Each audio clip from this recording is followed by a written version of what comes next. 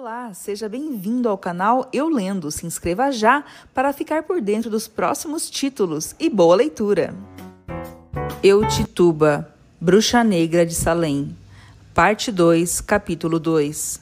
Ficamos uma semana na prisão, esperando que terminassem os preparativos da nossa apresentação diante do Tribunal de Salem. E então, mais uma vez, apesar dos meus recentes reveses e da lembrança das recomendações de John Indian, me deixei prender na armadilha de uma amizade.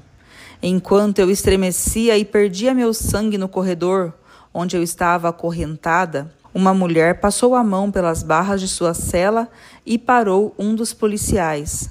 Aqui tem lugar para duas. Deixe essa pobre criatura entrar.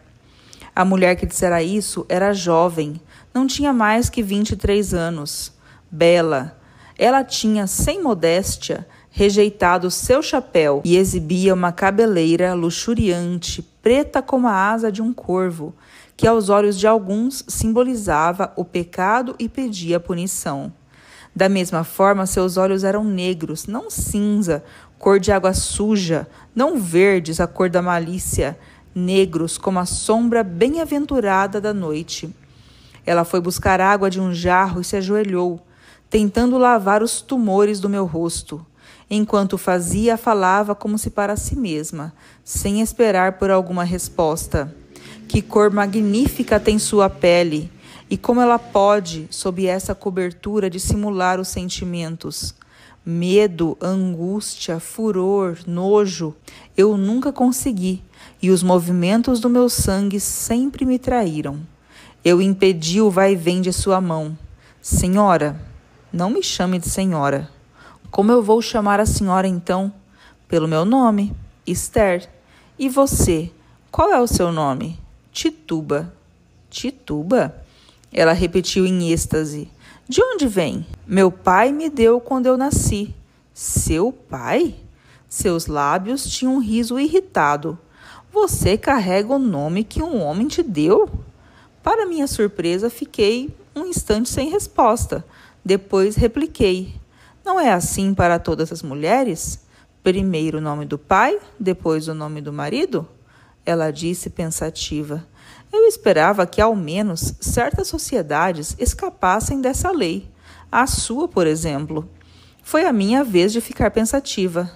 Talvez em África, de onde viemos, seja assim. Mas nós não sabemos nada sobre a África e ela não mais nos importa. Enquanto ela andava de um lado para o outro da cela estreita, eu me dei conta de que ela estava grávida. Eu ainda estava mergulhada num transe quando ela veio novamente na minha direção e me perguntou com doçura. Eu ouvi eles te chamarem de bruxa. Pelo que a culpam? Levada dessa vez pela compaixão que essa desconhecida me inspirava, expliquei. Porque na sua sociedade... Ela me interrompeu bruscamente. Não é a minha sociedade? Eu não fui banida como tu? Presa entre essas paredes? Eu me corrigi. Nesta sociedade, eles dão à função de bruxa uma conotação errônea. A bruxa, se vamos mesmo usar essa palavra, corrige as coisas, endireita, consola, cura. Ela me interrompeu com uma gargalhada. Então você não leu Cotton Mather? Ela encheu o peito, tomando um ar solene. As bruxas fazem coisas estranhas e maléficas. Elas não podem fazer milagres verdadeiros. Esses podem ser apenas feitos pelos eleitos e pelos embaixadores do Senhor. Dessa vez eu ri e perguntei: quem é esse Cotton Mather? Ela não respondeu a minha pergunta. Em vez disso, tomou meu rosto entre as mãos. Você não pode ter feito mal algum, Tituba. Disso eu tenho certeza. É tão bonita.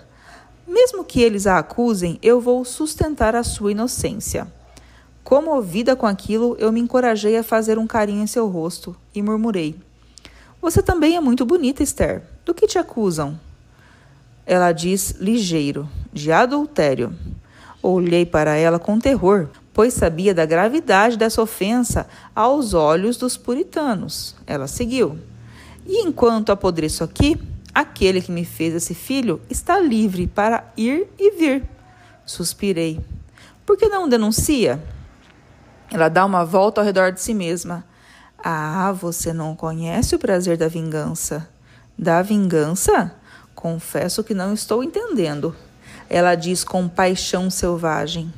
De nós dois, creia-me, eu não sou a que mais dá pena. Ao menos se ele ainda tem alguma consciência, o que se espera de um homem de Deus.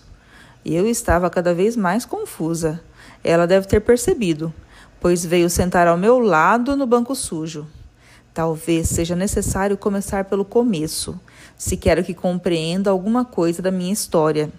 Ela respirou profundamente e eu fiquei suspensa nos seus lábios. A bordo do Mayflower, o primeiro navio a atracar nesta costa, estavam meus 2 ancestrais, o pai do meu pai e o pai da minha mãe, 2 tenazes dissidentes da igreja anglicana, que vieram fazer eclodir o reino do Deus verdadeiro.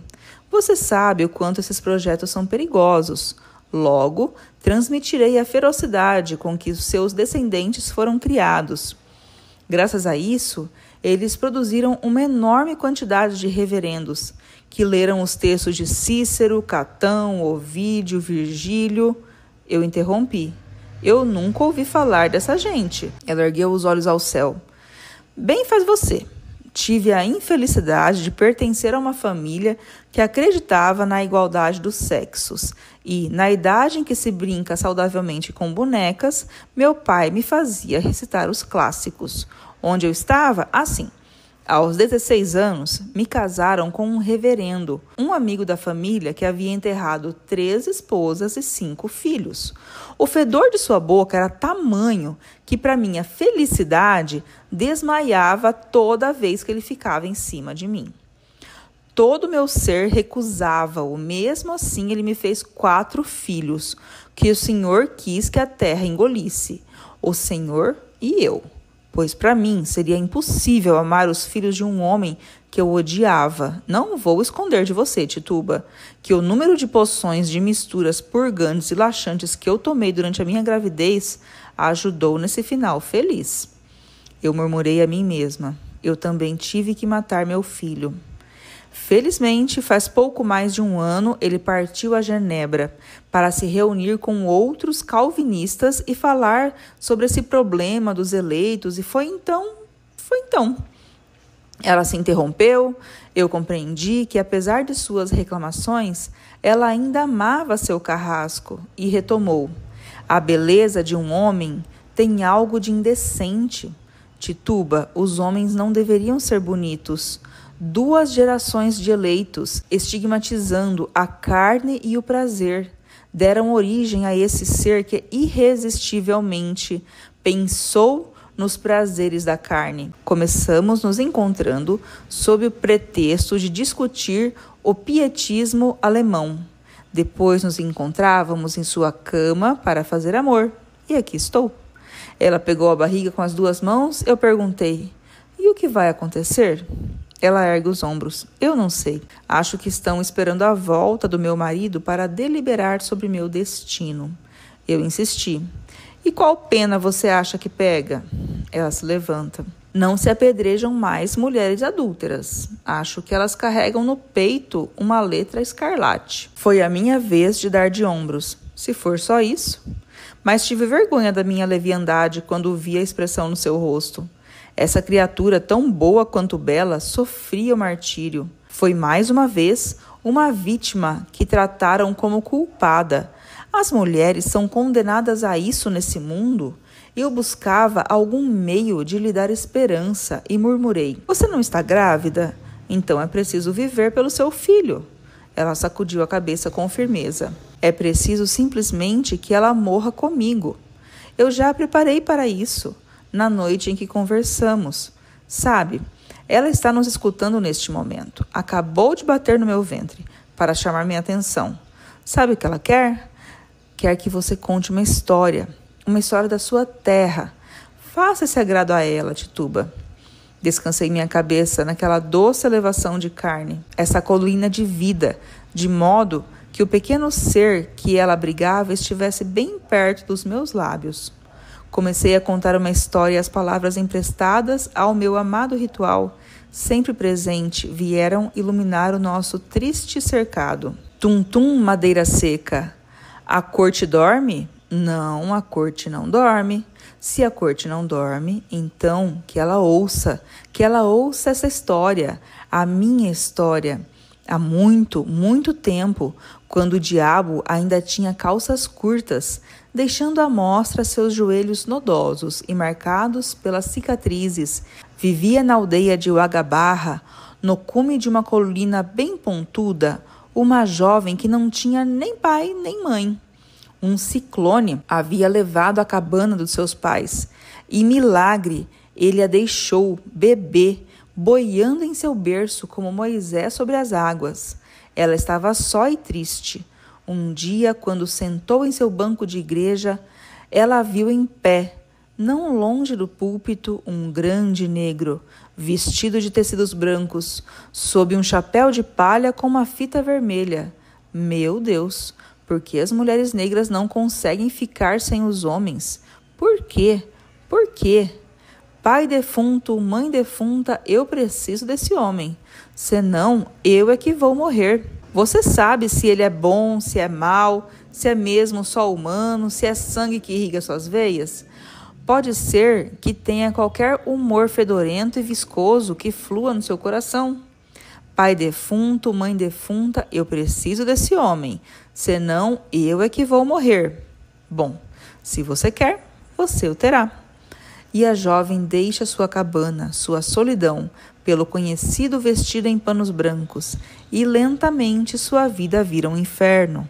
Não podemos proteger nossas filhas dos homens? Então Esther me interrompeu, consciente da angústia da minha voz. Que história é essa, Tituba? Não é a sua, é? Me conta, me conta. Mas alguma coisa me impediu de contar.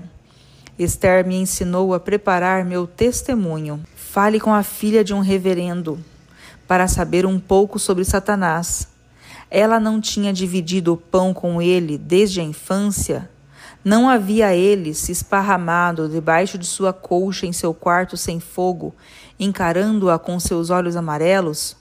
Ele não tinha miado em todos os gatos pretos, coachado nos sapos e mesmo andado em ratos cinzentos? Bota medo neles, Tituba. Medo pelo dinheiro deles. Descreva-o na forma de um bode com nariz de bico de águia, um corpo todo coberto de longos pelos pretos e preso à cintura um cinto de cabeças de escorpião. Eles vão tremer. E que tremam, que desmaiem, que dancem ao som de sua flauta ouvida de longe.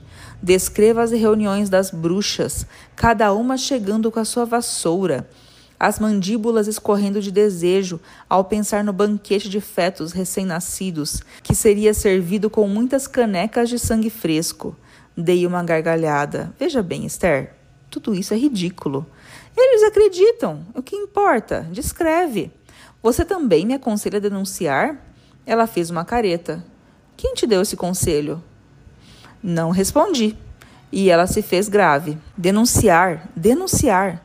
Se você fizer isso, se arrisca a ficar igual a eles, com um coração cheio de lixo. Se alguém te faz mal de propósito, você se vinga, se isso pode lhe dar algum prazer. Se não, deixe parar uma nuvem de dúvida, para a qual, acredite em mim, eles saberão dar forma. Na hora certa você vai gritar: ah, não vejo mais. Ah, estou cega. Esse é o truque. Eu disse ferozmente: ah, mas eu vou me vingar de Sarah Good e Sarah Osborne, que me entregaram tão gratuitamente. Ela deu uma gargalhada. Isso sim. De todo modo, elas são muito feias para viver. Vamos recomeçar a lição. Como é Satanás? Não esqueça que ele tem mais do que um disfarce em seu saco. É por isso que nunca os homens o pegam. Às vezes ele pode ser um homem negro. Então eu a interrompi com uma inquietação. Mas se eu disser isso, eles não vão pensar que é o John Indian? Ela deu de ombros irritada, pois se irritava facilmente essa Esther. Me deixe em paz com o seu estraga-prazeres então. Ele vale tanto quanto o meu. Será que ele não deveria estar lá, compartilhando da sua angústia? Brancos ou negros, a vida é boa demais para os homens. Eu evitava falar sobre John Indian com Esther, pois sabia bem o que ela me diria dele e eu não suportaria ouvir. Ainda assim, bem no fundo, alguma coisa me fazia sentir que ela dizia a verdade. A cor da pele de John Indian não tinha causado a ele nem a metade dos problemas que a minha causou. Por mais puritanos que eles fossem, não se furtavam de ter uma conversinha com ele. John Indian, dizem que você canta muito bem, e não só os salmos. Eu, senhora. Sim, enquanto capina a terra do diácono Ingersoll, dizem que você canta e dança ao mesmo tempo. E um rancor talvez injusto nasceu em mim. Quando não repetíamos o meu testemunho, Esther e eu falávamos de nós mesmas. Eu adorava ouvi-la falar. Eu queria escrever um livro, mas pobre de mim. As mulheres não escrevem. São só os homens que nos enjoam com a sua prosa. Abro sessão para alguns poetas. Você já leu Milton, Tituba? Ah, esqueci. Você não sabe ler. Paradise Lost, Tituba, Maravilha das Maravilhas. Sim, eu queria escrever um livro no qual pudesse expor um modelo de sociedade governada e administrada por mulheres. Daríamos nosso nome aos nossos filhos. Cuidaríamos deles sozinhas. Eu a interrompi zombeteiramente. Não se dá para fazer filhos sozinhas. Ela se entristeceu. Que pena. Seria necessário que esses brutos abomináveis participassem por um momento. Eu a provoquei. Um momento tão curto. Eu gosto de fazer no meu tempo. Ela terminou por rir e me puxou para perto dela. Você gosta muito do amor, Tituba. Eu nunca farei de você uma feminista. Uma feminista? O que é isso? Ela me prendeu em seus braços e me cobriu de beijos. Fica quieta, eu lhe explico mais tarde. Mais tarde? Haveria um mais tarde? Chegava o dia em que seríamos levadas de volta a Salem para sermos julgadas. E o que seria de nós? Mesmo que Esther tivesse repetido para mim que uma lei de Massachusetts deixava viva a bruxa que confessasse, eu tinha medo. Às vezes meu medo era como uma criança no ventre de sua mãe.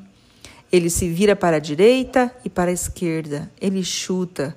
Às vezes era como se uma fera cruel arrancasse meu fígado com seu bico. Às vezes era como se uma jiboia me sufocasse com seus anéis. Ouvi dizer que a igreja de Salem havia sido ampliada para acomodar não apenas os habitantes da aldeia, mas também aqueles que quisessem participar do grande festival.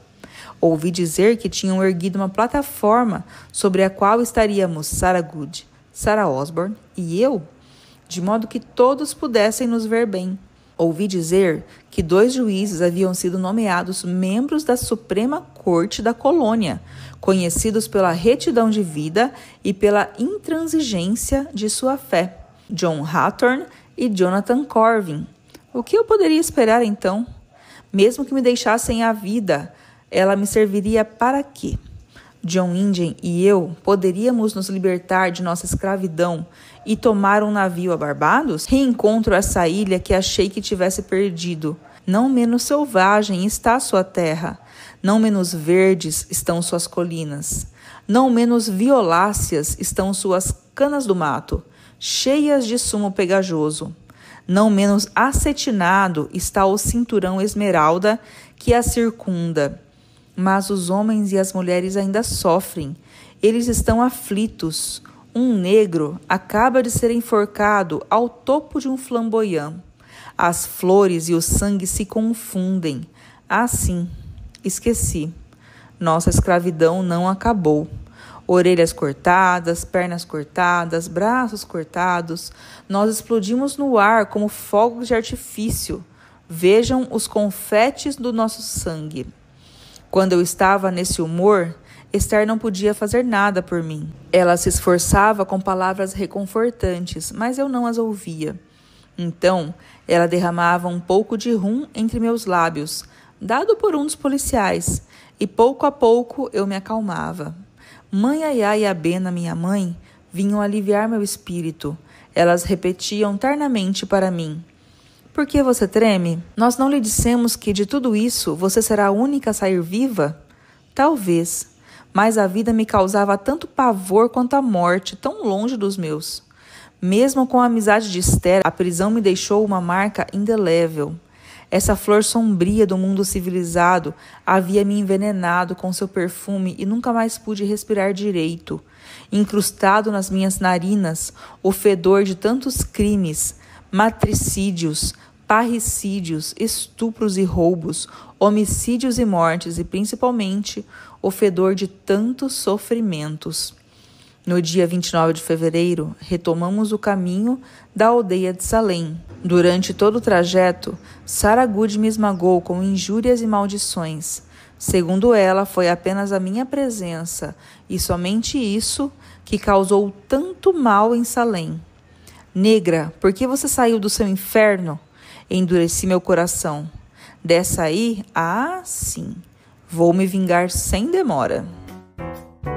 Essa e outras histórias você acompanha no canal Eu Lendo. Se inscreva e ativa o sininho para acompanhar os novos capítulos. Até a próxima!